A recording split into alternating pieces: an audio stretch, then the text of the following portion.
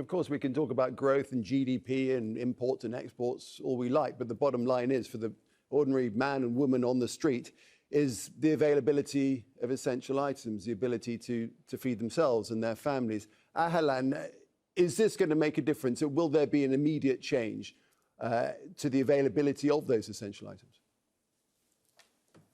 No, obviously not. As mentioned, that there was negative 8% GDP growth, and that is on the order of the Great Depression of the 1930s, if you take a small country like Sri Lanka, for instance.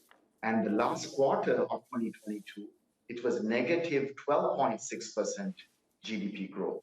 So basically, people have lost their jobs, their livelihoods are in disarray. If you take small farmers or small fisher folk, they use kerosene oil as their fuel, and the price of kerosene is 4 times what it was a year ago.